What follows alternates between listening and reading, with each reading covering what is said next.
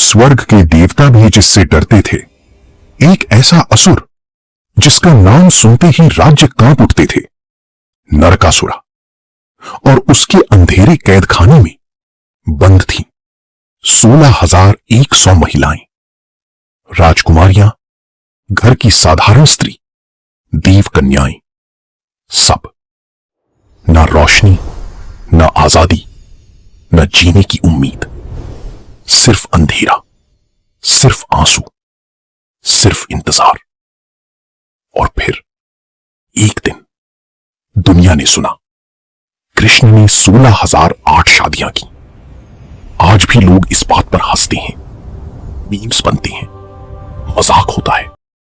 लोग कहते हैं कृष्ण भोगी थे, लेकिन क्या सच में बात इतनी ही थी, या इस संख्या के पीछे छुपा है इतिहास का सबसे बड़ा दया, त्याग और न्याय? आज भारत की कहानियां में हम जानेंगे कृष्ण ने 16,008 विवाह क्यों किए, और क्यों ये कहानी सिर्फ विवाह की नहीं बल्कि सम्मान बचाने की कहानी है।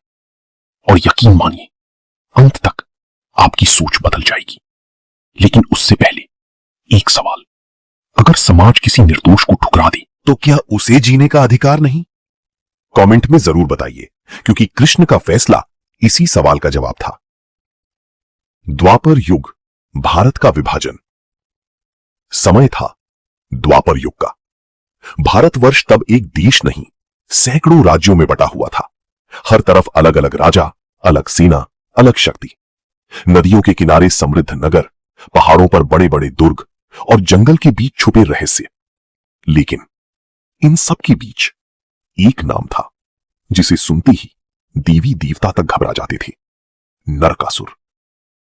प्राग ज्योतिषपुर, आज के असम के आसपास, वहीं था उसका राज्य। पहाड़ों से घिरा, काले पत्थरों से बना एक भयानक दुर्ग। ऐसा लगता था जैसे सूरज की रोशनी भी अंदर जाने से डरती हो। उस दुर्ग के अंदर लोहे की दरवाजे थी, और एक बार जो अंदर गया वो कभी वापस नहीं आया। नरकासुर, जन्म से दिव्य, स्वभाव से असुर। नरकासुर का जन्म साधारण नहीं था। वो भूमि देवी का पुत्र था और वराह अवतार का वंशज। जन्म से दिव्य, लेकिन स्वभाव से शुद्ध असुर। ब्रह्मा जी के वरदान ने उसे और भी भयानक बना दिया। इतना शक्तिशाली कि देवता भी उससे सीधा टकराने से डरते थे।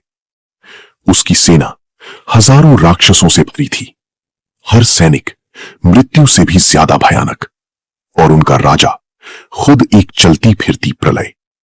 उसने राज्य बर्बाद किए, शांत गांव जला दिए, निर्दोष लोगों को मार दिया, महिलाओं को उठा लिया, मंदिरों को तोड़ दिया, और उसने एक ऐसा पाप किया जिसे स्वर्ग भी माफ नहीं कर सका। उसने देव माता अदिति के पवित्र कुंडल चुरा लिए। ये सिर्फ चोरी नहीं थी, ये था देवलोक का अपमान। उसने स्वर्ग पर हमला किया, इंद्र को हरा दिया और देवताओं को नीचा दिखा दिया।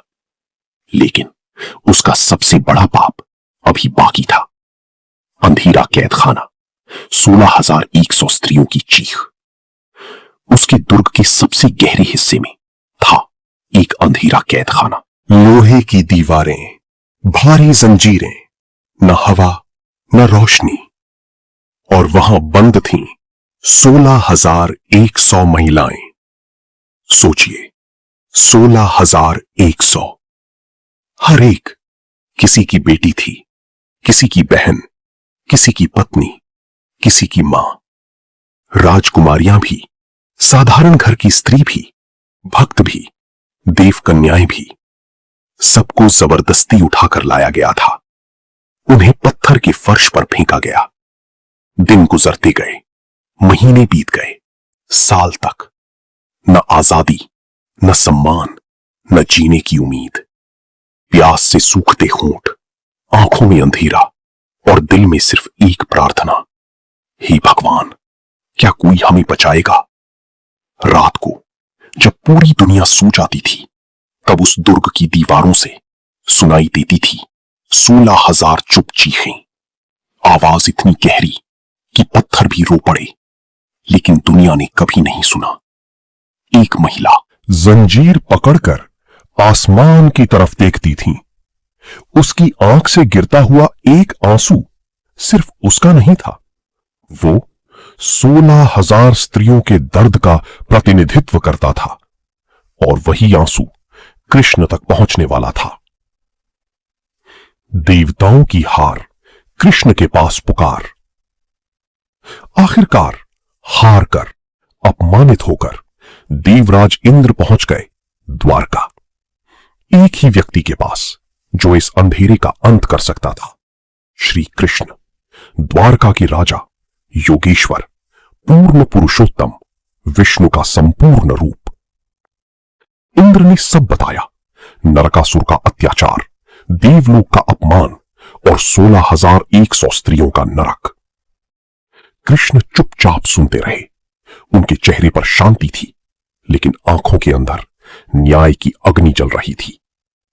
उन्होंने बस इतना कहा, अब समय आ गया है। और यही शब्द नरकासुर के अंत का संकेत था।